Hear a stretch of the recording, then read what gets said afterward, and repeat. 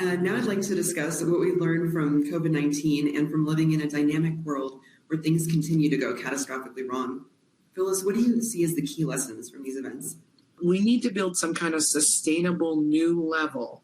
of supply chain and manufacturing infrastructure across all the different medical products we need, and couple that with workforce and healthcare support such that those people who have to deliver that, explain it to people, et cetera, are also ready to surge when they need to. And I think that's, to me, the biggest lesson learned is we're going to have to take this, build something a little more, build something on top of it, finance that and keep it rigorous, keep private and public sector talking to each other, knowing that it will not be the full-blown size we want for a pandemic ever. That's not sustainable, but it's got to be able to be turned up in a very rapid way when we need it. One of the strengths of what we did during the pandemic was we really bet on multiple different technologies, hoping something would work.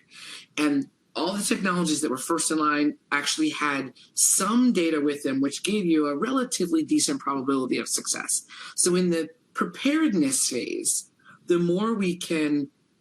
literally look at multiple different technologies and look at them across different viral families, and look at them, in the diagnostic space, antivirals and monoclonal antibodies and vaccines, and not just vaccines, but looking at different technologies and their ability to practice, as it were, on pathogens of pandemic potential, the more we can be able to have some of those technologies ready to go when we see the unknown pathogen that we need to respond to. I think we have to remind ourselves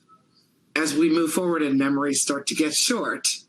of how much we lost in 2 years. The trillions of economic impact that a global pandemic can cost is the way to think about the cost of investing in a more resilient